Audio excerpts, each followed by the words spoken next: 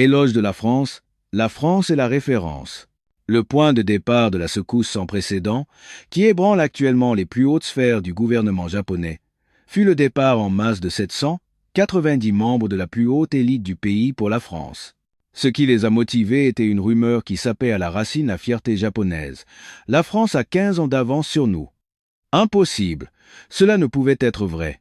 Le Japon, pays de la technologie et de l'efficacité, ne pouvait pas être en retard sur une nation européenne réputée pour ses grèves et son conservatisme.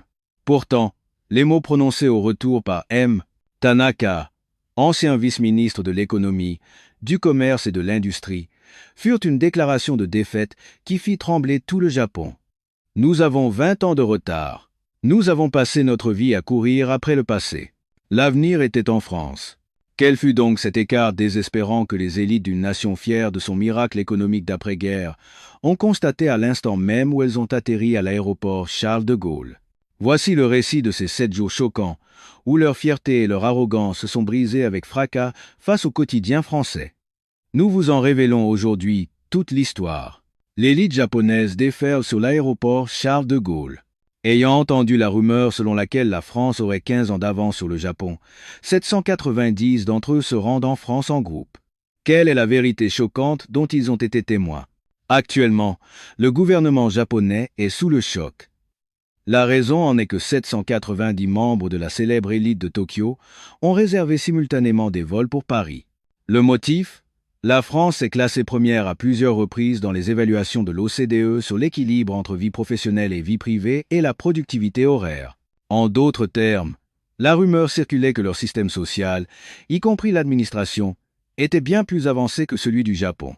Le gouvernement japonais a immédiatement lancé une enquête officieuse. Mais le plus grand choc est venu après leur retour. Lors d'une interview avec le journal Asahi Shimbun, l'ancien vice-ministre Tanaka a fait une déclaration fracassante. La France a 20 ans de retard sur le Japon. J'ai vu cette réalité de mes propres yeux. Sa seule déclaration a bouleversé toute la société japonaise. Qu'ont-ils donc découvert en France? Pourquoi l'élite suprême du Japon a-t-elle abandonné 70 ans de fierté économique pour confesser la vérité? Voici le récit de ces 7 jours choquants où l'arrogance japonaise s'est effondrée, telle qu'il l'a vécue. Avant de commencer, pour nous encourager dans notre travail, merci de vous abonner et de liker cette vidéo. Bonjour, je suis Kenji Tanaka, ancien vice-ministre de l'économie, du commerce et de l'industrie. Je vis aujourd'hui comme professeur émérite à l'université de Tokyo. De la fenêtre de mon bureau, dans ma résidence de Shinjuku, j'ai une vue imprenable sur le mont Fuji. Chaque soir à 17 h, mon rituel était de m'asseoir près de cette fenêtre, de siroter un saké de la meilleure qualité en lisant Mishima. C'était l'apogée de ma vie, un quotidien immuable, et donc magnifique. 3 ans ont passé depuis ma retraite, mais mes journées sont toujours aussi remplies. Chaque mercredi, j'assiste au conseil d'administration du Keidanren, la fédération patronale japonaise. Le jeudi, je dîne avec d'anciens collègues. Le vendredi après-midi, je me promène dans les jardins du palais impérial. Le week-end, avec ma femme Yumi, nous parcourons les librairies de Jimbosho et dégustons un café filtre dans un kisaten de Ginza. Une vie parfaite. Je croyais que naître japonais et vieillir dans ce pays était une bénédiction en soi. Un jeudi soir, je dînais avec d'anciens collègues dans un restaurant de luxe du quartier de Marunouchi. C'étaient des amis avec qui j'avais travaillé au METI, la plupart retraités, approchant les 70 ans. Nous parlions toujours des mêmes choses, la supériorité du modèle économique japonais, l'avenir de l'Asie, et nos inquiétudes face à un monde qui perdait ses valeurs. Ce jour-là ne fut pas différent. Yamamoto, ancien vice-ministre des Finances, pérorait sur la superficialité de la culture populaire américaine.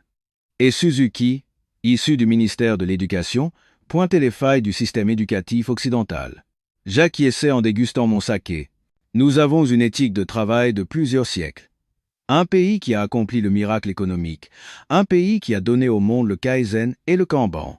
Le pays de Sony et de Toyota. Quoi que le monde devienne, la dignité du Japon est immuable. Quand je disais cela, tout le monde était d'accord. Oui, c'est ce que nous croyons.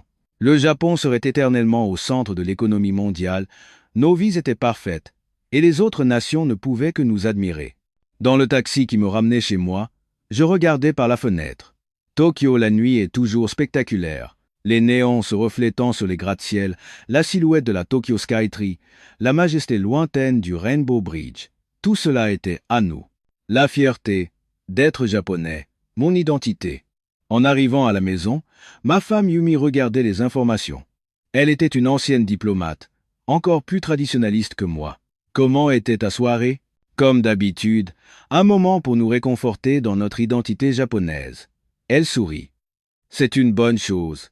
Peu importe combien le monde change, nous ne devons pas changer. J'ai hoché la tête. Ce soir-là, en me couchant, j'étais satisfait. En 68 ans de vie, je n'avais jamais douté de mon existence. Être né japonais, avoir atteint le poste de vice-ministre, siéger au conseil du Keidanren, tout était sur une trajectoire parfaite. Mais je ne savais pas encore qu'en quelques jours, mon monde parfait allait voler en éclats. Le mardi matin suivant, mon téléphone sonna. C'était Hiroshi, un ancien collègue, ex-ministre des Affaires intérieures. Sa voix était empreinte d'une étrange tension. « Kenji, es-tu occupé ?»« Non, ça va. Que se passe-t-il ?»« Quelque chose d'étrange est en train de se produire. Je voudrais qu'on se voie pour en parler. » 1 heure plus tard, nous nous retrouvions dans un salon de thé de l'hôtel impérial. Contrairement à son habitude, il avait mauvaise mine. Cet homme de près de 80 ans semblait profondément troublé. Mais que se passe-t-il donc? Il sortit sa tablette et me la montra. L'écran affichait la liste de réservation d'une agence de voyage. Qu'est-ce que c'est? 790 membres de la haute société de Tokyo ont réservé simultanément des vols pour Paris, en l'espace de 2 semaines. Paris? Ai-je demandé. Y a-t-il un grand salon technologique ou quelque chose du genre? Hiroshi secoua la tête. Non, pas du tout. Ce sont tous des gens comme nous. Des PDG, des anciens hauts fonctionnaires, des médecins, des professeurs. Et soudain, ils se ruent tous sur Paris. Je ne comprenais pas. Mais pourquoi? Il paraît que la France est classée première dans plusieurs évaluations internationales sur la qualité de vie et la productivité horaire. On dit que leur système social a 15 ans d'avance sur le nôtre. C'est absurde. L'administration japonaise est un modèle d'efficacité. C'est ce que je pensais aussi, soupira Hiroshi. Alors, j'ai cherché une vidéo documentaire. Il fit défiler l'écran de sa tablette. Une vidéo commença à jouer. L'aéroport Charles de Gaulle apparut. Une immense voûte de béton et de verre, des espaces vastes, des flux de passagers semblant étonnamment fluides. J'ai retenu mon souffle. C'était bien plus audacieux et moins stérile que Narita. Ensuite, une scène dans le TGV. Des paysages verdoyants défilant à une vitesse incroyable, un confort et un silence remarquables. La comparaison avec notre Shinkansen, bien que rapide, semblait moins humaine. Puis, une séquence sur le système de santé. On y disait qu'avec la carte vitale, une simple carte à puce, tout le système de santé français était interconnecté et simplifié. Au Japon, il faut encore jongler avec plusieurs cartes et beaucoup de paperasse. Quand le documentaire s'est terminé, j'étais sans voix. Hiroshi me demanda prudemment. « Qu'en penses-tu » Je ne pouvais pas répondre. Mon esprit était confus. Je ne voulais pas l'admettre, mais ce que je venais de voir était un choc. Ce doit être de la propagande. Une vidéo publicitaire. Hiroshi secoua la tête. Les chiffres ne mentent pas. Kenji. Le TGV détient toujours le record mondial de vitesse sur rail. La France est le pays le plus visité au monde. Et leur système de santé est classé parmi les meilleurs par l'OMS en termes d'accès et de qualité. La première destination touristique mondiale? Oui, et Paris accueille 2 fois plus de touristes que Tokyo. Un silence s'installa. Le salon de thé était bruyant, mais notre table était silencieuse. Quelque chose a commencé à vaciller en moi. La certitude que j'avais chérie toute ma vie commençait à se fissurer. « Je pense y aller », dit Hiroshi. « Je veux vérifier par moi-même. » J'ai pris ma tasse de thé. Mes mains tremblaient légèrement. Ne serait-ce pas une humiliation, le Japon allant apprendre d'un pays européen en déclin? Apprendre est-il une humiliation? Hiroshi me regarda droit dans les yeux. Si, nous nous sommes trompés. Ne serait-ce pas cela? La plus grande humiliation? Cet après-midi-là, rentré chez moi, je me suis enfermé dans mon bureau et j'ai cherché des informations sur la France. Taux de natalité, innovation dans le luxe et l'aéronautique, politique culturelle, investissement dans les infrastructures sociales. Plus je lisais, plus j'étais stupéfait. Un pays que je croyais embourbé dans ses traditions était en fait un leader mondial dans des domaines que nous avions négligés. L'art de vivre, la créativité, l'équilibre social. Et surtout, ce qui m'a le plus choqué, c'était la fierté et la confiance tranquille de ses citoyens. J'ai éteint mon moniteur et j'ai regardé par la fenêtre. La Tokyo Skytree scintillait sous le soleil couchant. Elle était toujours aussi belle. Mais étrangement, aujourd'hui, elle me semblait différente. Comme un monument figé dans une seule vision du progrès, une gloire obsédée par la seule technologie. Ce soir-là, j'ai abordé prudemment le sujet avec ma femme Yumi. Chérie, et si nous allions en France? Elle a baissé son journal et m'a regardé. En France? Pourquoi, si soudainement? Je suis curieux de savoir s'ils ont vraiment de l'avance sur nous. Yumi a enlevé ses lunettes. Ce n'est pas ton genre. Tu as toujours dit que le Japon était le meilleur. Je n'ai pas pu répondre. Est-ce vraiment le cas? Ce que j'ai cru toute ma vie. Est-ce la vérité? Allons-y, dit-elle à ma grande surprise. Ton monde risque d'être ébranlé, mais il est aussi nécessaire de connaître la vérité. Cette nuit-là, je n'ai pas pu dormir. Je fixais le plafond en réfléchissant. Pour la première fois en 68 ans, mes convictions étaient ébranlées. La confiance que le Japon était le meilleur. La certitude que notre modèle était supérieur. Tout cela vacillait. Et j'avais peur. Et si je m'étais trompé? Si le Japon était vraiment en retard, que devions-nous faire? Mais en même temps, je devais savoir. Quelle était la vérité? Quelle était la réalité? Le lendemain matin, je me suis rendu dans une agence de voyage à Ginza. Je voudrais réserver un billet d'avion pour la France. L'employé a eu un regard surpris. Professeur Tanaka, vous allez en France? Oui. En classe économique? S'il vous plaît. Et pas un hôtel 5 étoiles, mais un hôtel de charme dans un quartier ordinaire. Vraiment? Je veux voir la vraie France. Pas celle des touristes, mais son vrai visage. En sortant de l'agence, j'ai réalisé. Pour la première fois en 68 ans, j'admettais la possibilité que le Japon ne soit être pas le meilleur. C'était une peur, et en même temps, une libération. Il restait une semaine avant le départ. Chaque jour, je lisais des documents sur la France. Plus je lisais, plus j'étais étonné. Plus j'étais étonné, plus j'avais peur. Et plus j'avais peur, plus je voulais en savoir. Et enfin, la veille du départ est arrivée.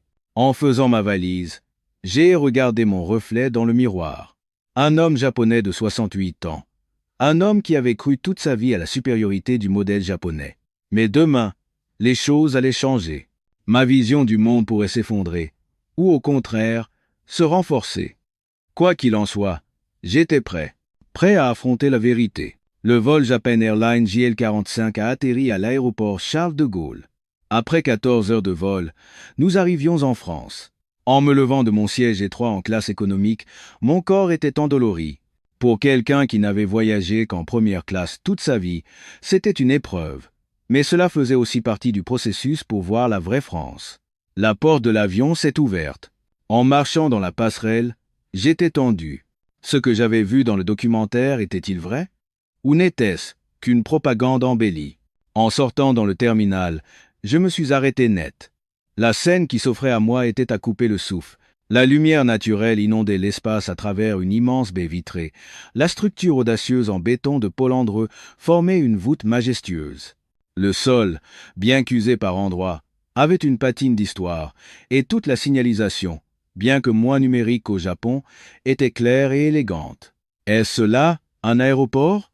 Je me suis souvenu des couloirs fonctionnels mais sans âme de Narita. Les plafonds bas, l'éclairage uniforme, l'obsession de la fonctionnalité pure. Ici, c'était une autre dimension. J'ai marché lentement. Non, je ne pouvais que marcher lentement. Tout était impressionnant. Sur un grand panneau, un message de bienvenue. Il y avait aussi du japonais. Bienvenue en France. Un agent d'accueil, voyant mon air un peu perdu, s'est approché. Puis-je vous aider, monsieur? Il parlait un anglais parfait. Sa manière n'était pas celle, protocolaire, d'un employé japonais, mais chaleureuse et directe. Je me suis dirigé vers le contrôle des passeports. Et là, surprise, il n'y avait presque pas de file d'attente. De nombreuses bornes automatiques, paraphes étaient installées, et un agent m'a guidé dans un japonais impeccable. C'est votre première fois? Je vais vous aider. Un jeune agent s'est approché avec bienveillance. Scannez votre passeport, regardez la caméra, s'il vous plaît. Et posez votre doigt ici. J'ai suivi ses instructions. Scan du passeport, reconnaissance faciale, empreinte digitale, un son mécanique. Bienvenue. La porte s'est ouverte. J'ai regardé ma montre. 1 minute 45 secondes. Un contrôle d'immigration terminé en moins de 2 minutes. À cet instant, l'aéroport de Narita m'a semblé étrangement archaïque. À Narita, il faut souvent faire la queue pendant 30 minutes. Le personnel est poli mais distant, les machines efficaces mais froides. Ici, la technologie était au service d'un contact humain simplifié. Je suis allé récupérer mes bagages. Sur un grand écran, le statut était affiché en temps réel. GEL 45, bagages en cours de livraison. Temps estimé, 8 minutes. 8 minutes? J'ai relu l'écran. J'ai pensé que c'était une erreur. Mais exactement 8 minutes plus tard, le tapis roulant s'est mis en marche. Ma valise est apparue, en parfait état. À Narita, il faut souvent plus de 20 minutes pour récupérer ses bagages. Le passage de la douane a été tout aussi rapide. Rien à déclarer? Passez, s'il vous plaît. Les agents souriaient, et tout le processus était fluide. En sortant dans le hall d'arrivée, j'ai été de nouveau impressionné. L'espace immense était parfaitement organisé, mais d'une manière vivante. Des cafés, des restaurants, des boutiques, des bureaux de change, tout était visible d'un seul coup d'œil. Et bien que moins impeccablement propre qu'au Japon, l'endroit bourdonnait de vie. Je devais trouver mon interprète.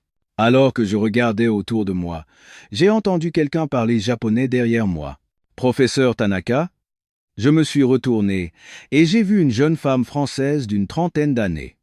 Bonjour, je suis Camille Dubois. Je serai votre interprète pour ce voyage. Son japonais était parfait, avec l'intonation de Tokyo. Où avez-vous appris le japonais? J'ai fait une spécialisation en études japonaises à l'INALCO et j'ai vécu 5 ans à Tokyo. J'étais stupéfait. Une Française qui avait étudié dans mon pays, avec une telle profondeur. Nous nous sommes dirigés vers le RER. En prenant l'escalator pour descendre, j'ai continué à observer.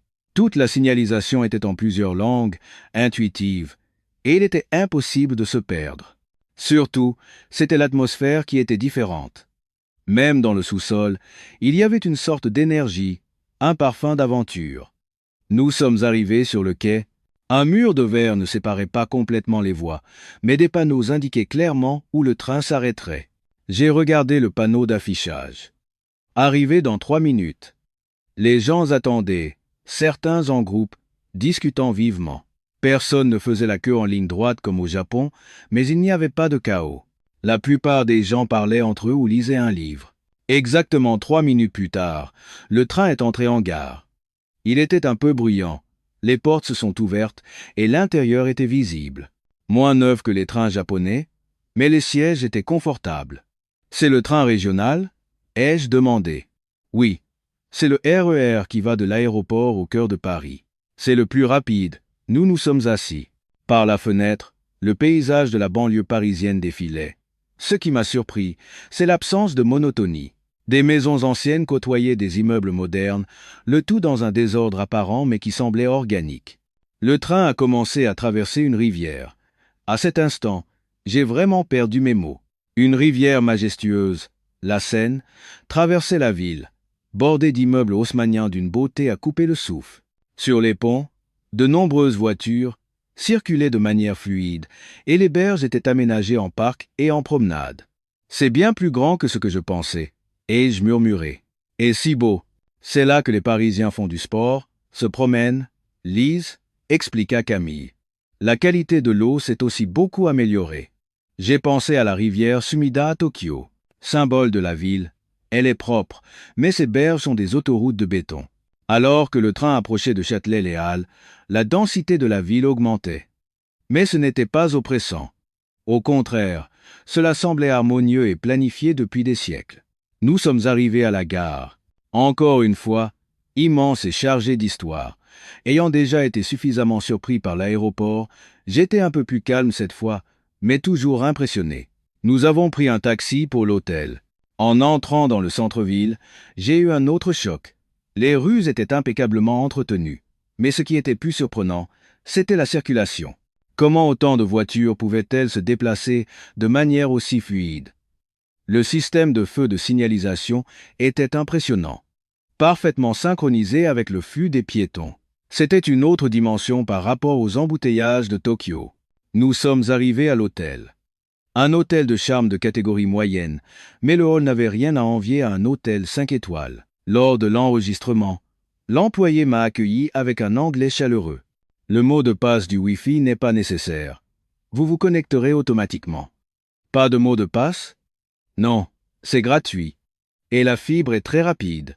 La chambre, bien que petite, était efficace. Tout était propre et bien rangé, et tout ce dont j'avais besoin était là. La vue depuis la fenêtre était particulièrement impressionnante. Je suis entré dans la chambre, qui était petite mais efficace. Tout était bien rangé, et tout ce dont j'avais besoin s'y trouvait. La salle de bain avec sa douche à l'italienne était particulièrement agréable. J'ai regardé par la fenêtre. La nuit parisienne commençait à tomber. Les monuments s'illuminaient un par un, et les rues se remplissaient de gens. Une ville vivante, dynamique, vibrante. Je me suis assis sur le lit, et j'ai fait le point sur ma journée, de Charles de Gaulle à la gare de Châtelet, et jusqu'à cet hôtel. En quelques heures seulement, ce que j'avais vu était un choc. L'efficacité humaine, la beauté, l'ordre vivant, la technologie discrète. Sur tous les plans, cela surpassait Tokyo. Le jour où les champs, Élysées m'ont paru plus futuristes que Ginza, la fierté de mes 68 ans de vie s'est effondrée. Je n'avais même pas encore vu les champs, Élysées, mais je le pressentais déjà. La certitude de toute une vie était ébranlée. La confiance que le Japon était le meilleur s'effritait peu à peu. Ce soir-là, j'ai écrit dans mon carnet ce que j'avais vu. Aéroport Charles de Gaulle, classe mondiale. Non, plus que ça. Réseau ferroviaire, précis et confortable. Paris, bien plus moderne et harmonieux que Tokyo. Citoyens, ordonnés à leur manière, mais vivants et expressifs. J'ai posé mon stylo, et j'ai regardé par la fenêtre. Paris, illuminé, brillait. Je suis désolé, mais cela me semble bien plus être le futur. J'avais peur du lendemain, et en même temps, j'étais impatient. Quel autre visage la France allait-elle me montrer? Le lendemain matin à 8 heures, j'ai retrouvé Camille dans le hall de l'hôtel. Aujourd'hui, nous allons découvrir le quotidien des Parisiens. Commençons par le métro à l'heure de pointe. Le métro à l'heure de pointe? Le cauchemar du métro de Tokyo m'est revenu à l'esprit. Les bousculades, les pousseurs, le silence pesant. Mais pour voir le vrai Paris, je devais en faire l'expérience. En descendant les escaliers de l'entrée de la station, je me suis arrêté. Le couloir qui menait au sous-sol était aussi lumineux et propre qu'un grand magasin. Les murs étaient recouverts de carreaux de faïence blanc, et l'éclairage du plafond illuminait chaque recoin. Les escalators fonctionnent, dis-je, étonné. Bien sûr, répondit Camille, l'air perplexe. À Tokyo. Je n'ai pas fini ma phrase. La moitié est souvent en maintenance. Il sait, plus je descendais, plus ma surprise grandissait. Nulle part de graffiti, pas de détritus, et au lieu d'une mauvaise odeur, un léger parfum flottait dans l'air. Nous sommes arrivés au tourniquet. Passez votre carte Navigo ici. Avec un bip, la porte s'est ouverte. Cela n'a pas pris une seconde. Je me suis souvenu des fois où ma carte Suica s'était démagnétisée, me bloquant au portillon de Shinjuku. En descendant sur le quai, j'ai eu le souffle coupé. Un large quai s'étendait devant moi. Le sol était propre, des panneaux d'information numérique affichaient les horaires en temps réel, et une musique de violon résonnait. Un musicien jouait près des escaliers. Les gens attendaient. Personne ne se bousculait, personne ne criait. La plupart des gens discutaient tranquillement ou lisaient. Exactement à l'heure, le train est entré en gare. Les portes se sont ouvertes, et les gens ont commencé à monter après avoir laissé descendre les autres. Cet ordre spontané m'a laissé sans voix. La ponctualité surprenante du métro. Le métro de Tokyo a disparu de ma bouche ce jour-là. L'intérieur du wagon était plus confortable que prévu. L'air était frais, les barres d'appui propres, et il n'y avait pas un seul déchet par terre. Une annonce était faite en français et en anglais. Un écran affichait le plan de la ligne et les informations de correspondance. Regardez là-bas, dit Camille en montrant du doigt. Les sièges prioritaires ne sont pas tous occupés. C'était vrai. Bien que le wagon soit assez plein, plusieurs sièges prioritaires étaient libres.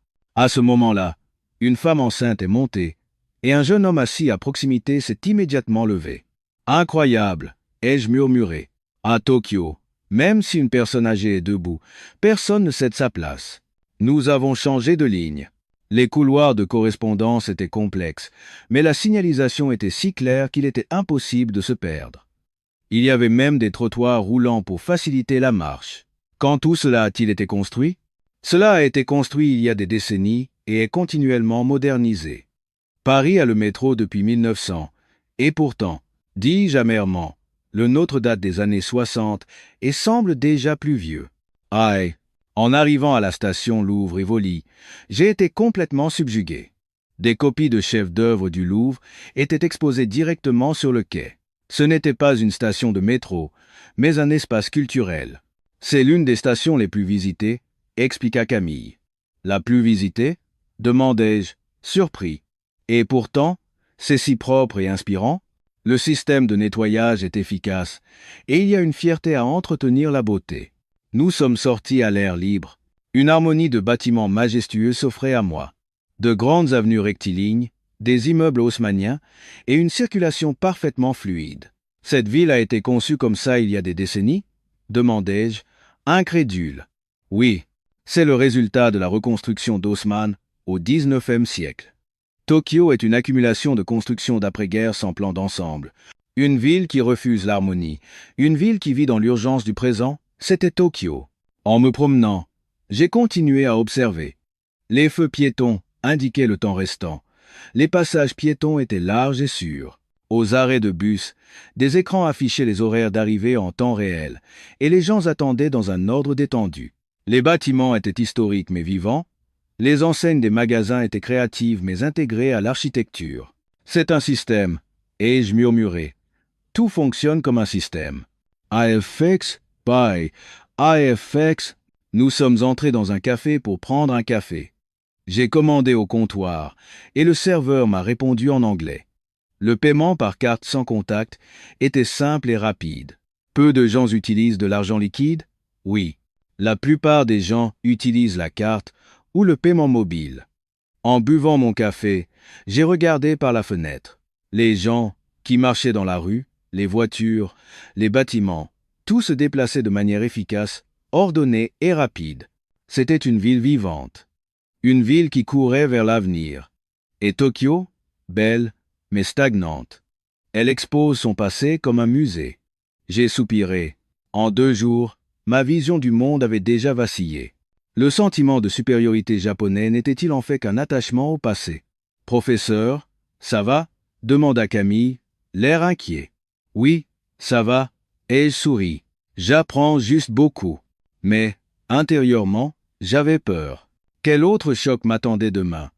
Et quand je rentrerai dans une semaine, pourrais-je encore aimer le Japon? Le matin du 3e jour, un incident est arrivé à mon amie Satomi, qui nous avait rejoints. Âgée de 73 ans, elle était une ancienne vice-ministre de l'Éducation qui avait décidé de se joindre à moi juste avant mon départ de Tokyo. Nous nous promenions dans le quartier du Marais. Soudain, Satomi a grimacé et s'est assise sur un banc. Satomi, ça va? J'ai des vertiges. Et mal à la tête. Son visage était pâle.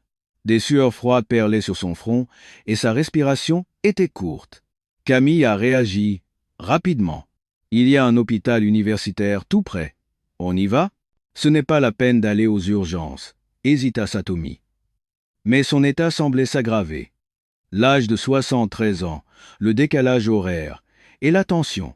Allons à l'hôpital, ai-je décidé. 10 minutes de taxi plus tard, nous arrivions à un grand hôpital universitaire du centre de Paris. La surprise a commencé dès l'entrée. Un grand espace comme le hall d'un hôtel, un sol propre, et au lieu de l'odeur caractéristique de désinfectant des hôpitaux, un air pur circulait. L'accueil est par ici, nous a guidé Camille. À l'accueil, une employée nous a immédiatement pris en charge. Que se passe-t-il? Camille a traduit, et l'employé a rapidement tapé sur son ordinateur. Avez-vous une assurance voyage? Oui, j'en ai une. J'ai sorti les documents. D'accord. Veuillez vous munir de votre carte vitale ou, à défaut, de vos documents. Un instant, s'il vous plaît. Un instant. À Tokyo, l'attente aux urgences est d'au moins 2 heures. 5 minutes plus tard, une infirmière est apparue. Madame Satomi, par ici, s'il vous plaît. Le cabinet de consultation était propre et moderne. Un jeune médecin est entré, et à ma grande surprise, il parlait japonais. Konnichiwa, madame. Je suis le docteur Martin. J'ai fait un stage d'1 an à l'hôpital de l'université de Tokyo. Satomi a poussé un soupir de soulagement. Elle pouvait expliquer ses symptômes dans sa langue maternelle. Le médecin l'a examinée avec soin, pression artérielle, pouls et quelques tests. Rien ne semble grave, mais par précaution, faisons quelques examens. Quels examens? Une prise de sang, un électrocardiogramme et par précaution, un scanner cérébral. Un scanner? Combien de temps cela prendra-t-il?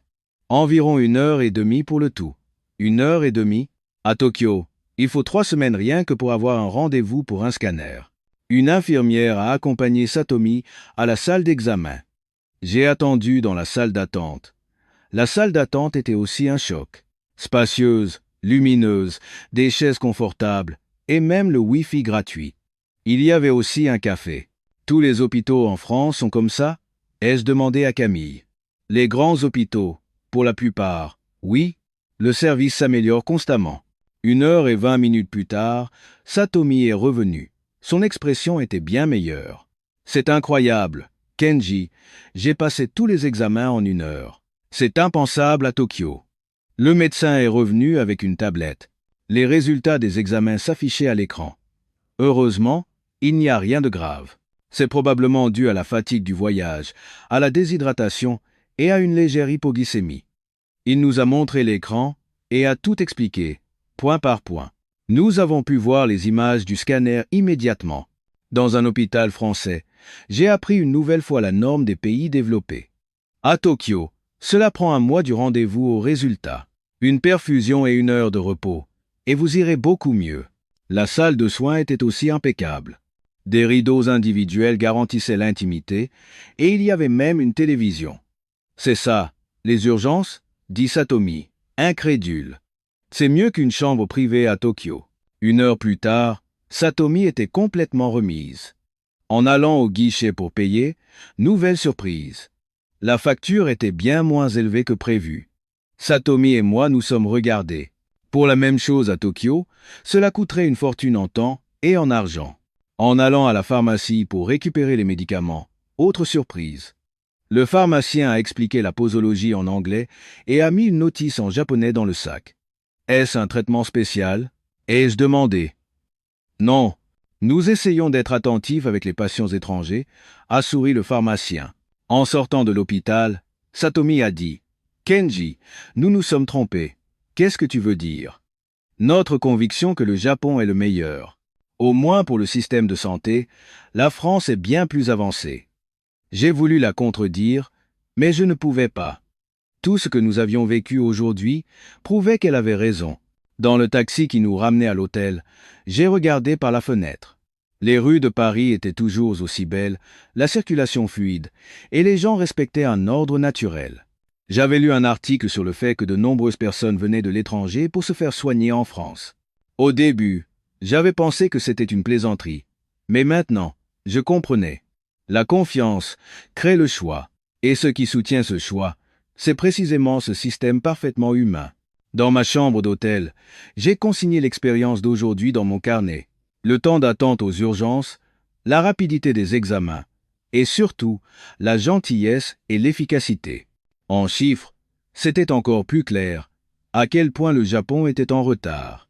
Le 4e jour, dans l'après-midi, avec Satomi remise sur pied, nous nous sommes dirigés vers les Champs-Élysées. On disait que c'était le Ginza de Paris. Comparer cela à Ginza, j'ai ri sous cape. Le quartier de Ginza à Tokyo est le centre de la technologie et du luxe. Comparer une avenue historique européenne à un quartier commerçant asiatique. Mais l'expression de Camille était pleine de confiance. Jugez par vous-même. His example, pause. En sortant du métro et en débouchant sur l'avenue, j'ai eu le souffle coupé. Des bâtiments élégants, et une foule chic remplissait l'espace. Mais c'était étrange. Bien qu'il y ait tant de monde, ce n'était pas bondé. Cela coulait naturellement, comme une danse bien orchestrée. « Comme c'est magnifique !» s'exclama Satomi. En marchant sur l'avenue, j'ai continué à observer. Chaque marque de luxe mettait en valeur sa personnalité, tout en s'intégrant dans une harmonie générale. D'immenses écrans numériques n'enveloppaient pas les bâtiments. Au contraire, l'architecture elle-même était la publicité. « Regarde ça !» dit Satomi en montrant une boutique de cosmétiques. Le bâtiment entier était un magasin de marque. Une file d'attente s'était formée à l'entrée, composée de touristes du monde entier. « Allons voir !» ai-je proposé. À l'intérieur, un autre monde s'est ouvert. Le rez-de-chaussée était un espace d'expérience.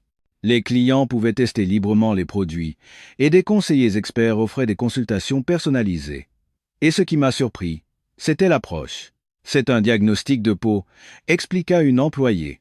Devant une machine ressemblant à un miroir, mon type de peau a été instantanément analysé. Taux d'hydratation, pigmentation, etc. Et on m'a recommandé des produits adaptés. En voyant la technologie de la beauté française, j'ai réalisé mon arrogance de ne croire qu'aux produits japonais. Les cosmétiques japonais offrent-ils un tel service? Les cosmétiques de luxe de Ginza s'en tiennent encore aux méthodes traditionnelles. Le vendeur recommande un produit, le client le teste, et c'est tout. Le premier étage était l'espace maquillage, encore plus surprenant, un système de maquillage virtuel. En se tenant devant un écran, on pouvait essayer virtuellement divers maquillages. On peut savoir si ça nous va sans même l'appliquer, s'est exclamé Satomi. Le deuxième étage était un café. Un café dans une boutique de luxe? Pourtant, il était plein. Des jeunes buvaient du café et postaient des photos sur les réseaux sociaux. Le shopping n'est pas un simple achat, ai-je admis. C'est une expérience, une activité culturelle. Exactement, a souri Camille. Dehors, nous avons continué à nous promener. Il en allait de même pour les vêtements. Chaque boutique avait un concept unique, une histoire, et le service des vendeurs était digne d'un grand magasin. À ce moment-là, j'ai découvert une crêperie dans une rue adjacente. Crêpes au sucre, crêpes au Nutella, des aliments que je n'avais jamais vus. Voulez-vous essayer? Proposa Camille. Normalement, j'aurais refusé. Mais maintenant, c'était différent. J'avais décidé d'accepter tout avec un esprit ouvert. Une de celles-là, s'il vous plaît, dis-je en montrant une crêpe. Mais le processus de paiement m'a encore surpris. Le vendeur m'a tendu un terminal de paiement sans contact. Paiement numérique, même dans la rue? Oui, on peut payer en espèces, mais beaucoup paient avec leur carte ou leur téléphone. Au marché de Tsukiji, c'est encore uniquement en espèces. La plupart des magasins n'acceptent même pas la carte. J'ai pris une bouchée de la crêpe. C'était chaud, mais délicieusement sucré. C'est étonnamment bon, s'est exclamé Satomi après avoir goûté. Nous avons continué à marcher. Et nous nous sommes arrêtés devant un grand magasin. Les mannequins dans la vitrine bougeaient. Qu'est-ce que c'est? C'est un affichage de pointe. Quand j'ai regardé un jean, le modèle à l'écran a changé de tenue pour porter ce jean. Je n'en revenais pas. Nous sommes entrés dans le magasin. Un spectacle encore plus surprenant nous attendait. C'est un miroir intelligent, a expliqué un employé. Si vous essayez un vêtement, il vous propose automatiquement une tenue coordonnée. J'ai pris une chemise et me suis tenu devant le miroir. Diverses tenues coordonnées sont apparues à l'écran. Le pantalon, la veste, les chaussures assorties. Le stock était également vérifié en temps réel et un employé m'a montré une tablette. On peut voir immédiatement combien il en reste par taille. Si l'industrie de la mode japonaise voyait ça, Satomi n'a pas pu finir sa phrase. Moi non plus. Pendant que les grands magasins de Ginza s'accrochaient à la tradition, Paris vendait le futur. La France vendant le futur et le Japon vendant une efficacité passée. Le match était déjà joué. Pour le dîner, nous sommes entrés dans un restaurant. Dès l'entrée, j'ai été surpris. On s'inscrivait sur une liste d'attente via une tablette et le temps d'attente estimé s'affichait. Environ 20 minutes. Si vous vous promenez dans le coin, nous vous enverrons une notification. Et effectivement, 18 minutes plus tard, j'ai reçu une notification sur mon smartphone. Une table était prête. L'intérieur du restaurant était également high-tech. Chaque table avait une tablette, et en touchant le menu, des photos et des descriptions détaillées des plats apparaissaient. Même les informations sur les allergènes étaient affichées. On commande avec ça? Ai-je demandé. Oui, pas besoin d'appeler un serveur. Après avoir commandé, le temps de préparation estimé s'affichait, et les plats arrivaient exactement à l'heure. Au moment de payer, autre surprise. Vous pouvez payer à table. L'employé a montré la tablette. Un code QR est apparu à l'écran, et en le scannant, la page de paiement s'est affichée. Voulez-vous le reçu par email? Un monde où le reçu papier disparaissait. À Tokyo, de nombreux endroits utilisent encore des reçus écrits à la main. En sortant du restaurant, nous sommes retournés dans la rue. La nuit, les champs, Élysée étaient encore plus spectaculaires. Les lumières et les projecteurs illuminaient toute la ville. C'est plus beau que le jour, s'est exclamé Satomi. J'ai compris pourquoi la culture française domine le monde. Ils ne vendent pas des produits, mais un style de vie. La culture n'est pas un simple divertissement, mais une industrie globale. En passant devant une rue pleine de parfumeries, j'ai eu un dernier choc. Chaque magasin avait des informations en anglais, en chinois, etc., et les vendeurs parlaient plusieurs langues. Le service de détaxe était standard et la livraison à l'étranger était également possible. Ils maîtrisent parfaitement le marché mondial, a admis Satomi. Dans le taxi qui nous ramenait à l'hôtel, Satomi a dit « Kenji, nous nous sommes complètement trompés. Je sais, Tokyo me semble être un musée. Beau, mais mort. J'ai regardé par la fenêtre. Les lumières de la ville s'éloignaient. Paris est vivante, ai-je admis. Elle court vers l'avenir. Dans ma chambre d'hôtel, j'ai fait le point sur l'expérience d'aujourd'hui. L'apogée du marketing expérientiel, une numérisation parfaite, une adaptabilité au marché mondial, la fusion de la culture et de la technologie, une énergie jeune et dynamique. Et j'ai compris. Le jour où Tokyo m'a semblé plus futuriste que le Louvre, la fierté de mes 68 ans de vie s'est effondrée. Vraiment effondrée. Complètement. Totalement. Une semaine plus tard, le vol Japan Airlines JL45 a atterri à l'aéroport de Narita. En sortant de l'avion et en marchant dans la passerelle, j'ai eu l'impression d'étouffer.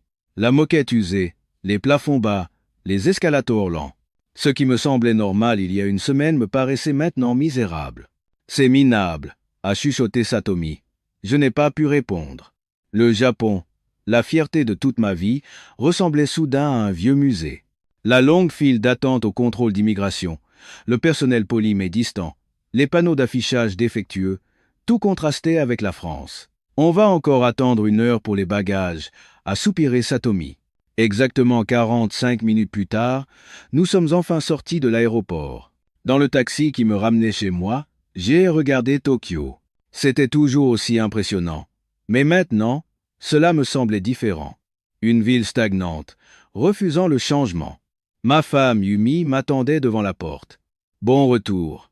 Ton visage a bien changé. C'est vrai, comme si tu portais un lourd fardeau. Sa perspicacité était toujours aussi aiguisée. Assis dans le salon, j'ai commencé à raconter mon expérience d'une semaine. L'aéroport Charles de Gaulle, le métro, l'hôpital, les champs, Élysée. Yumi a écouté en silence. Parfois, elle écarquillait les yeux ou hochait la tête, mais elle a écouté mon histoire jusqu'au bout. Alors, quelle est la conclusion? A-t-elle demandé. Nous sommes en retard, complètement. Un silence s'est installé. As-tu l'intention de le dire publiquement? Comment pourrais-je le cacher? C'est l'avenir du Japon qui est en jeu. Quelques jours plus tard, j'ai reçu un appel d'un journaliste de l'Asahi Shimbun. Professeur, nous aimerions vous interviewer sur votre visite en France. J'ai hésité. Si je disais la vérité, la société japonaise serait bouleversée. Mais je ne pouvais pas mentir. D'accord. Mais vous devrez écrire la vérité. Rien que la vérité. 2 jours plus tard, l'interview a eu lieu au siège de l'Asahi Shimbun. Le journaliste était un homme d'une 40aine d'années, au regard perçant. Professeur, comment était la France? J'ai pris une profonde inspiration. C'était un choc. Un choc? Ce n'était pas l'Europe vieillissante que nous connaissions. Au moins en termes d'infrastructures sociales, de systèmes de santé numérique et d'équilibre de vie, ils ont 20 ans d'avance sur nous. Le journaliste a enlevé ses lunettes. 20 ans? Est-ce possible? Le Japon est pourtant un pays développé. C'est Précisément cette arrogance qui est le problème, ai-je dit fermement. Pendant que nous nous reposions sur les lauriers de notre miracle économique, ils ont construit l'avenir. Pouvez-vous donner des exemples concrets? L'immigration à Charles de Gaulle prend 2 minutes, à Narita, 30 minutes. Un scanner à Paris prend 2 heures, à Tokyo, le rendez-vous seul prend 3 semaines. Leur productivité horaire est parmi les plus élevées au monde. La nôtre stagne malgré nos longues heures de travail. Mais culturellement, la culture aussi, ai-je coupé. Ils ont conquis le marché mondial avec la culture française. Nous ne croyons qu'en nos marques d'électronique, en nous appuyant sur une gloire passée. Après l'interview, le journaliste m'a demandé prudemment, « Professeur, si nous publions cet article tel quel, cela provoquera une onde de choc. Il le faut pour que le Japon se réveille. » 3 jours plus tard, l'article est paru. Le titre était choquant. Kenji Tanaka, ancien vice-ministre. Le Japon a 20 ans de retard sur la France. À partir de cet après-midi-là, mon téléphone n'a cessé de sonner. Kenji, es-tu sérieux? A hurlé mon ancien collègue Yamamoto. Insulte le Japon? Je n'ai fait que dire la vérité. Quelle vérité? As-tu reçu de l'argent de la France? J'ai raccroché. C'était la réaction que j'attendais. Mais il y a eu d'autres réactions. Professeur, je suis un étudiant de l'Université de Tokyo. J'ai lu votre article. Notre génération est d'accord. Le Japon doit vraiment changer. La réaction de la jeune génération était différente. Ils le savaient déjà, que le Japon était en retard. Une semaine plus tard, j'ai reçu un appel du Kantei, le bureau du Premier ministre. Professeur, le Premier ministre demande des explications. Dans la salle de réunion du Kantei, debout devant le Premier ministre, j'ai tremblé. Professeur Tanaka, j'ai lu l'article. Merci pour votre opinion franche. J'aimerais en savoir plus. Pendant 2 heures, j'ai expliqué tout ce que j'avais vu en France. J'ai montré des photos et des vidéos. Le Premier ministre a écouté attentivement. Il prenait parfois des notes. Le système de la carte vitale est particulièrement impressionnant. Traitez toutes les procédures en ligne. C'est la raison pour laquelle ils sont si bien classés. Nous nous trimballons encore avec des carnets de santé en papier. Le ministre de la Santé est intervenu. Mais monsieur le Premier ministre, le Japon est un pays qui attache de l'importance à la tradition. C'est aussi une excuse, ai-je rétorqué. La France a réussi sa numérisation tout en protégeant rigoureusement les données personnelles. Nous ne faisons que brandir la tradition comme excuse pour refuser le changement. La salle de réunion est devenue silencieuse. Après la réunion, le Premier ministre m'a pris à part. Professeur Tanaka, je veux créer une équipe pour étudier le système français. Voudriez-vous la diriger? Ce serait un honneur, monsieur le Premier ministre. Mais à ce moment-là, le ministre des Finances à côté de moi a dit prudemment, « Monsieur le Premier ministre, mais je pense qu'il y aura de l'opposition en interne. » « Quelle opposition ?» a demandé le Premier ministre. Le ministre a montré sa tablette. C'était un document interne. Certains bureaucrates s'opposaient à la réforme à la française, la considérant comme une atteinte à l'identité japonaise. J'ai pris le document. À ma grande surprise, les noms de mes anciens collègues y figuraient. Yamamoto, Suzuki et même Kato. Nous devons préserver la tradition de l'administration japonaise. Adopter sans discernement un modèle asiatique est dangereux. C'était leur argument. Le Premier ministre a soupiré. C'est pourquoi nous avons besoin de quelqu'un d'extérieur comme vous, professeur. Quelqu'un qui peut surmonter la résistance des droits acquis et mener le changement. Au moment où j'ai abandonné ma fierté, j'ai commencé à voir l'avenir du Japon. C'est ce que j'ai réalisé à ce moment-là. Ce qui empêche le changement, ce n'est pas le système, mais l'arrogance des gens. En rentrant chez moi, mon interview passait à la télévision. Le présentateur du journal disait d'un air grave, « Les propos de l'ancien vice-ministre Kenji Tanaka provoquent une grande controverse dans la société japonaise. » L'écran a changé et l'interview en question est apparue. Un homme d'une 60aine d'années a dit d'une voix pleine de colère, « C'est n'importe quoi. Dire que le Japon est en retard sur la France. » Il a vendu la fierté du Japon. Mais l'interview suivante était différente. Une jeune femme d'une 20aine d'années. Je soutiens le professeur Tanaka. Notre génération le sait déjà. Si le Japon ne change pas, il n'y a pas d'avenir. La société japonaise était divisée en deux. Les conservateurs ont réagi avec véhémence. Le lendemain, Un article de réfutation a été publié dans le Yomiuri Shimbun. C'était une chronique écrite par Yamamoto. Kenji Tanaka, le négationniste de la culture japonaise. Il nie 70 ans de tradition japonaise. Le miracle économique, l'éthique du travail, le respect des aînés. Tout cela n'a-t-il aucun sens? Mais le Mainichi Shimbun avait un autre ton. Enfin, quelqu'un dit la vérité. Le Japon est enfermé dans sa gloire passée et rate l'avenir. Les réseaux sociaux étaient encore plus virulents. 2 hashtags ont émergé. Fierté japonaise et changement pour le Japon.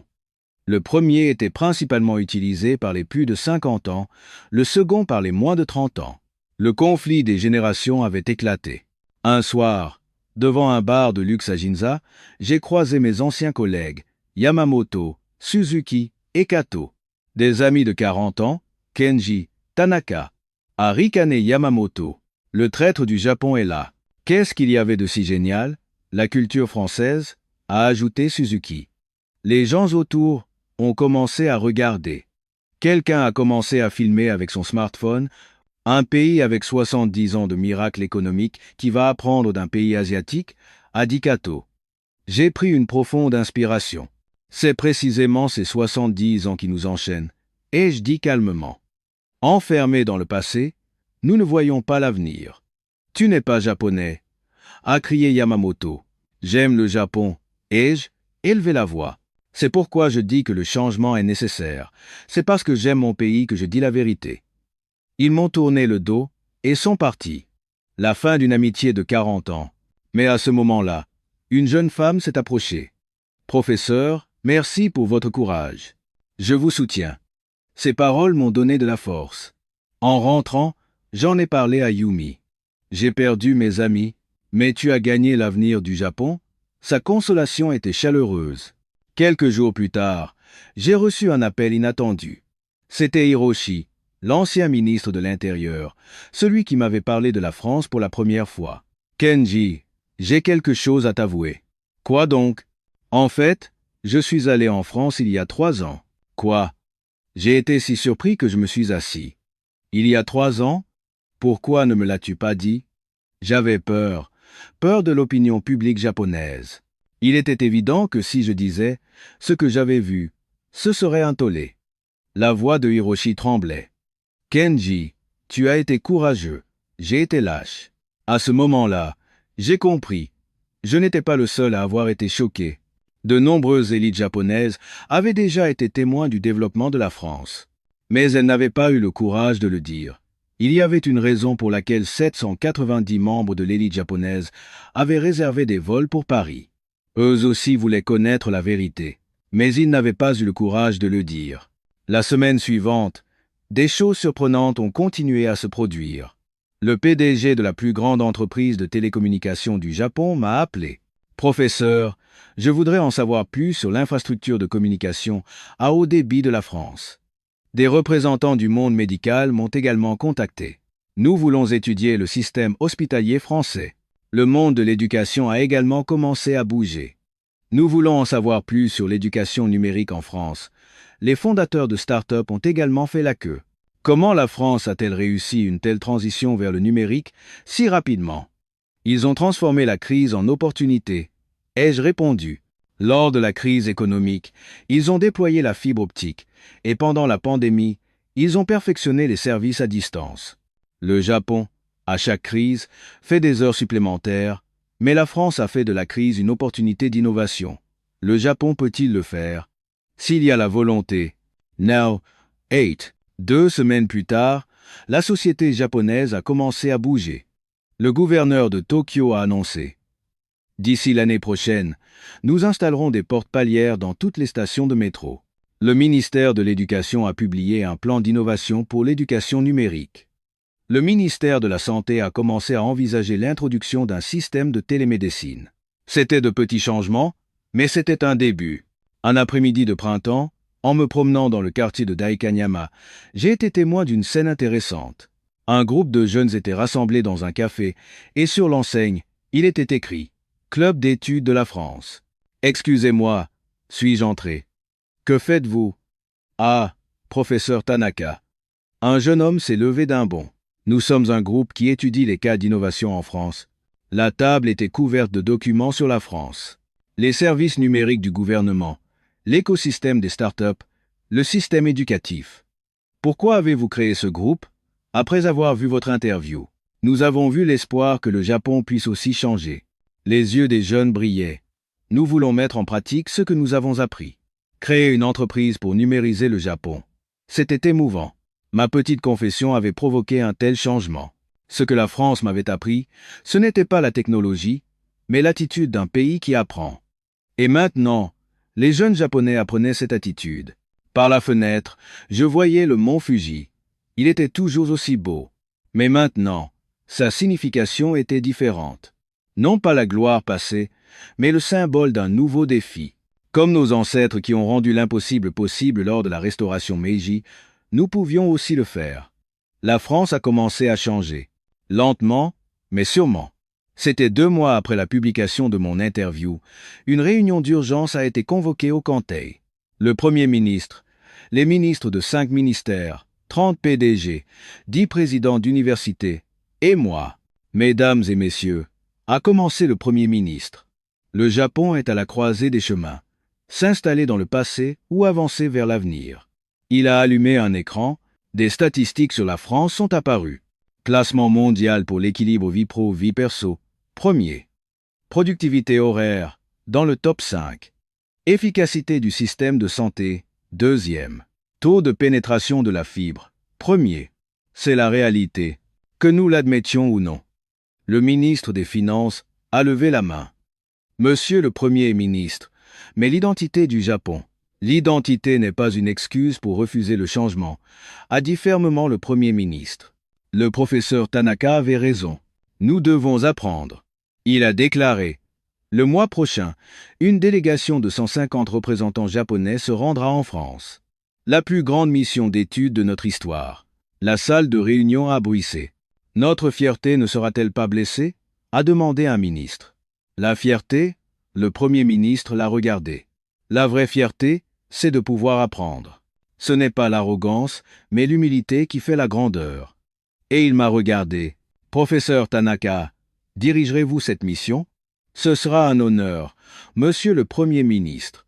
1 mois plus tard, nous étions de nouveau à l'aéroport Charles de Gaulle. Mais cette fois, c'était complètement différent. Derrière moi, il y avait 150 élites japonaises. Le ministre du numérique, le ministre de la Santé, le ministre de l'Éducation, le PDG du fabricant d'électronique japonais en concurrence avec les entreprises françaises, le président de l'Université de Tokyo, le gouverneur de Tokyo. Ils étaient tous venus pour apprendre. C'est incroyable, s'est exclamé le ministre du numérique en regardant l'aéroport. Les paroles du professeur n'étaient pas une exagération. Je me suis contenté de sourire. Voir, c'est croire. Le programme d'une semaine était chargé. Jour 1, le ministère de l'économie et des finances. Un haut fonctionnaire a expliqué le système de gouvernement numérique. Toutes les procédures sont traitées en ligne. Les ministres japonais étaient stupéfaits. Il n'y a plus aucun document papier? Oui, nous avons tout numérisé depuis longtemps. Nous sommes encore. Il n'a pas pu finir sa phrase. Jour 2, l'usine d'Airbus à Toulouse. Nous avons visité les chaînes d'assemblage et les laboratoires de recherche. Lignes de production automatisées, installation de recherche de pointe. Les PDG japonais prenaient des photos sans arrêt. C'est ça, la puissance technologique de la France? A murmuré un PDG. Nous avons été trop arrogants. Jour 3, un hôpital universitaire à Paris. Les professionnels de la santé ont fait une démonstration du système numérique. Dossier médical électronique, télémédecine, aide au diagnostic par imagerie. Les données des patients sont toutes intégrées. Quel que soit l'hôpital où vous allez, on peut consulter votre dossier. Le ministre de la Santé japonais s'est exclamé. Au Japon, chaque hôpital a un système différent. C'est pourquoi l'efficacité est si faible, a poliment expliqué un médecin français. Jour 4. Station F à Paris. Nous avons découvert l'écosystème des startups françaises. Nous avons visité les bureaux des meilleures entreprises. Une culture qui n'a pas peur de l'échec, a expliqué un PDG. C'est le début de l'innovation. Les entrepreneurs japonais ont hoché la tête. Au Japon, L'échec n'est pas toléré. Si vous échouez une fois, il est presque impossible de se relever. C'était le plus grand obstacle à l'innovation. Jour 5. Visite du centre de contrôle de la ville intelligente de l'Hôtel de Ville de Paris. Informations sur le trafic en temps réel. Système de prévention des catastrophes. Toute la ville était connectée en un seul réseau. C'est la gestion urbaine du XXIe siècle, a dit fièrement un fonctionnaire. Le gouverneur de Tokyo a soupiré. Nous sommes restés au XIXe siècle. Jour 6. Visite du ministère de la Culture. Musique, cinéma, mode, gastronomie. La culture devient une industrie. Et l'industrie nourrit à son tour la culture. Un cercle vertueux. C'est ça, le soft power, a expliqué un responsable. De nombreux étrangers qui visitent la France choisissent les soins médicaux ou les produits français sous l'influence de la culture française. La culture, c'est l'économie. Et l'économie, c'est la culture. J'étais profondément d'accord avec ces mots. Le Japon était aussi une grande puissance culturelle. Mais nous nous reposions uniquement sur notre culture passée. Nous ne parvenions pas à créer une nouvelle culture. Le dernier soir, un dîner de gala a été organisé à Versailles. Des responsables du gouvernement français et la délégation japonaise étaient réunis. Le Premier ministre a participé par visioconférence. « Je remercie le gouvernement et le peuple français », a-t-il dit. Le Japon a appris. Nous avons appris l'humilité. Nous avons appris l'innovation. Nous avons appris à courir vers l'avenir. Le représentant français a répondu. Le Japon a été notre maître. La technologie, la qualité, le respect. Ce sont des choses que nous avons apprises du Japon. Si nous pouvons être utiles à notre tour, c'est un honneur. Cette humilité m'a encore appris quelque chose. Un pays vraiment fort ne se vante pas de sa force. Après le dîner, je me suis promené seul le long du Grand Canal. Les lumières du château se reflétaient sur l'eau qui coulait tranquillement.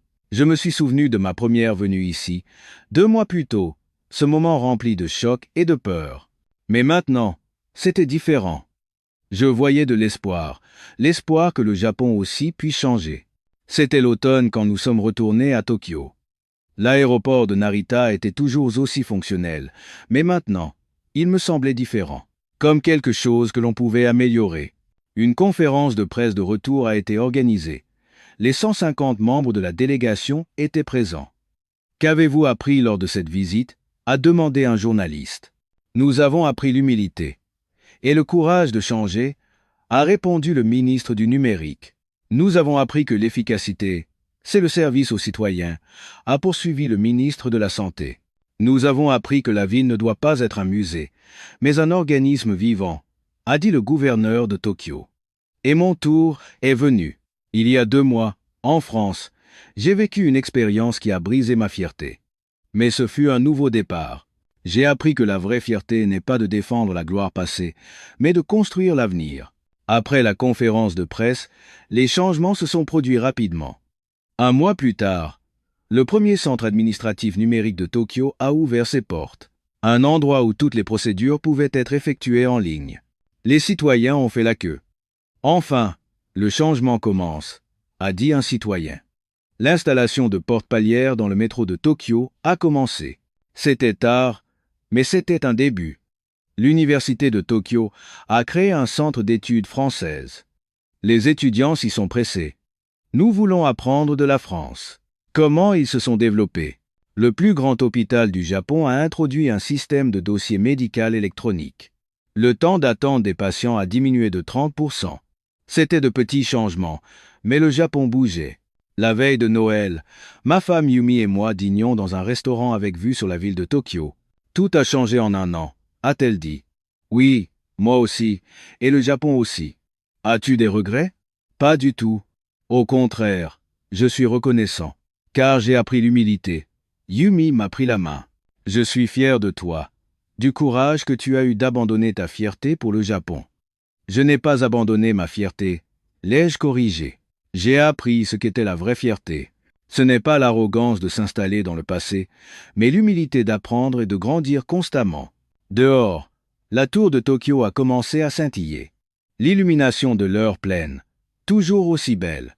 C'est toujours aussi beau. Oui, mais maintenant, la signification est différente. Comment ça? Avant, c'était le symbole de notre gloire passée. Mais maintenant, c'est le symbole du défi. Comme nos ancêtres qui ont rendu l'impossible possible lors de la restauration Meiji, c'est la preuve que nous pouvons aussi le faire. Le premier jour de la nouvelle année, j'ai écrit dans mon journal: ce que la France nous a appris, ce n'est pas la technologie, c'est une attitude. Le courage de transformer la crise en opportunité, l'esprit de défi qui ne craint pas l'échec, et surtout, l'humilité de vouloir apprendre sans cesse. Le Japon est toujours un grand pays, mais maintenant, nous savons. La vraie grandeur, ce n'est pas de se vanter du passé, mais de construire l'avenir. À 68 ans, j'ai commencé une nouvelle vie. Le Japon, avec ses 150 ans d'âge moderne, peut aussi recommencer. C'est ça, l'espoir. J'ai posé mon stylo et j'ai regardé par la fenêtre. L'aube se levait sur Tokyo. La rivière Sumida coulait toujours, et la tour de Tokyo se dressait toujours. Mais maintenant, Tokyo n'était plus une ville qui ne regardait que son passé. Elle devenait une ville qui rêvait d'avenir. Et au point de départ de cela, il y avait la France. Le grand enseignement que ce pays nous a donné, c'est la vérité que seuls les humbles peuvent devenir grands. 5 mois plus tard, une nouvelle surprenante est tombée. Le taux de ponctualité du métro de Tokyo était monté à 99-95%. C'est une légère augmentation, mais le nombre de retards dus à des suicides avait diminué de 15%. Le nombre de procédures numériques traitées a dépassé le million par mois. La satisfaction des citoyens a grimpé en flèche. La création de start-ups à Tokyo a augmenté de 40% par rapport à l'année précédente. Les jeunes ont commencé à oser. C'était de petits changements, mais des changements certains. Et je savais que ce n'était que le début, que le vrai changement était à venir. Un après-midi de printemps, il y avait une réunion du conseil d'administration du Musée national de Tokyo. Un des points à l'ordre du jour était intéressant. Organisation d'une exposition spéciale sur l'art contemporain français. L'art contemporain français? A demandé un administrateur, perplexe. Oui, des jeunes artistes français, des œuvres qui fusionnent tradition et modernité. J'ai souri. Le changement se produisait aussi là où on ne l'attendait pas. La réunion terminée, je me suis tenu dans le hall central du musée. La lumière du jour entrait par le toit de verre. Des touristes faisaient la queue pour voir les estampes d'Okusai. Les chefs d'œuvre du passé. Toujours aussi beaux, toujours aussi grands. Mais maintenant, je savais que cela ne suffisait pas, que nous devions créer de nouveaux chefs d'œuvre, peindre le futur Okusai. Et la France nous avait montré comment faire. Respecter la tradition sans s'y accrocher, se souvenir du passé sans s'y enfermer, apprendre, défier et innover sans cesse. Merci de m'avoir écouté jusqu'au bout. Je suis Kenji Tanaka, 68 ans, ancien vice-ministre de l'économie, du commerce et de l'industrie, administrateur du Musée national de Tokyo, et maintenant un missionnaire du changement. Ce que la France m'a appris, ce n'est pas un simple système ou une technologie, c'est une attitude face à la vie. Apprendre avec humilité, défier avec courage et innover sans cesse. Votre pays, la France, est un pays étonnant. D'un pays ravagé par les guerres, vous êtes devenu une des plus grandes puissances mondiales. Et le moteur qui a accompli tout cela, c'est précisément votre attitude d'apprentissage. Peut-être que vous considérez cela comme normal. Un système de santé accessible en quelques minutes, des trains qui fonctionnent avec une ponctualité de 95%, des examens médicaux possibles rapidement, le paiement sans contact même chez le boulanger. Tout cela fait l'envie du monde entier. Soyez fiers de ce que vous avez accompli, et souvenez-vous que votre aujourd'hui peut être le demain de quelqu'un d'autre, comme le Japon l'a été. Comment avez-vous perçu l'histoire d'aujourd'hui? Pouvez-vous croire que la France, cette terre où nous vivons chaque jour, est un pays que le monde veut prendre pour modèle? Notre quotidien, que nous tenons pour acquis, est pour d'autres un avenir de rêve. Un Internet rapide, des transports en commun pratiques, un système de santé efficace, une administration numérique développée.